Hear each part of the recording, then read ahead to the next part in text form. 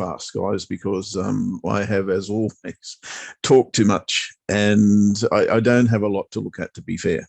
But the one thing that I am looking, or two things that I am looking at, really, or three things actually, are my game changer bars for the week. And I'm starting with the one that I am not interested in trading right now anyway, and it is dollar yen. I tried to trade this short last week, and or was it the week before? I can't remember now. It got me again. It gets me just about 2 out of 3 times, really. And I find it the hardest currency pair to actually get a hold of, or certainly to hang on to. I see, however, another lower or potential lower high here sitting at a resistance level. And of course, it's also at a horizontal resistance level, or very close there too.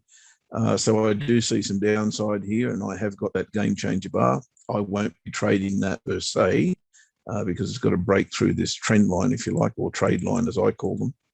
So I probably won't be looking to trade that straight away, but another little pullback here may get me interested. So I say may because I hate trading dollar yen, but if it does give me something to trade, then I will be looking at a very, very small stake.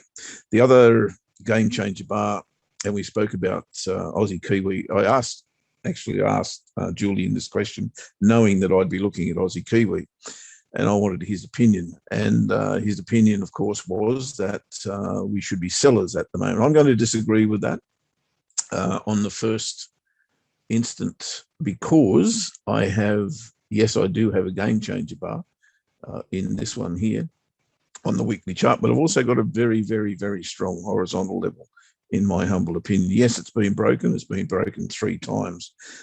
So far, we've got a failed attempt to break that level, which is what, 103.74 or thereabouts. To my mind, this is at the bottom of a range, and I do have the right bar to give the tick of approval on that. In this, what I used to call key reversal bars on the weekly chart, I now call game changer bars, because everyone calls them key reversal bars, and I like to be a little bit different. Will I trade that bar per se? Look, I think I will, to be fair. It will depend, of course, on what gaps appear in the market tomorrow morning, but because we've got a red bodied bar here, I think it's fairly reasonably reasonably safe, I'll put it that way, to trade above that bar with your stop loss below that. Of course, that's a fairly long stretch in terms of a risk factor pip-wise. So if we don't get a pullback on the daily or the 4 hour or something like that off these pivots, which you can see are acting as strong resistance, if I don't get, well, I've already got a pullback, but if I don't get a setup there that I like, in the shape of a higher low on the daily or even the 4 hour chart, then that's what I'll do.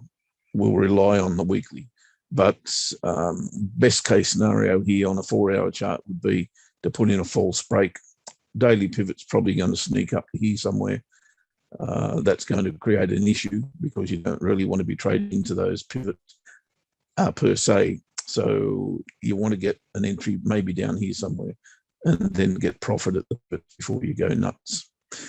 We shall see how that pans out. Currently, the pivots are acting as very, very strong resistance. We'll see how that pans out. The only other one I want to have a look at is Kiwi Swissy. The Kiwi has been on a tear, as we've all discussed earlier on, but we've also already put in 1, 2, 3, 4, 5, 6, 7, 8, 9, 10, 11 buyer bars on a daily chart, and we have hit a resistance level.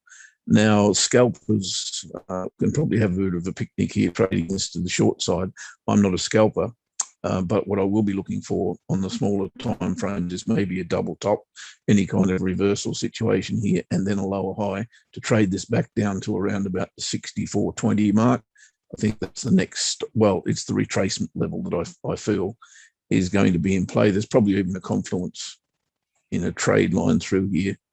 May take a long time to get there, to be honest, if that's going to be the case.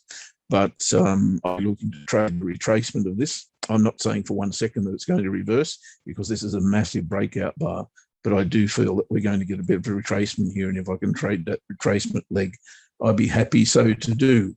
just need an entry there at some stage to trade that back. Don't get overexcited about that. It's not going to reverse, in my humble opinion. We're just trading a retracement, and that's all. But there's 100 odd pips there available if we can get it right. Okay, as I said, as usual, I've spoken too much and I've asked too many questions of the traders in the room tonight, all of whom I thank very, very much. And we look forward to doing exactly the same again next week. Have fun, guys, throughout the week. And we look like doing it again in the very same fashion next week. Have a good one. Bye-bye for now.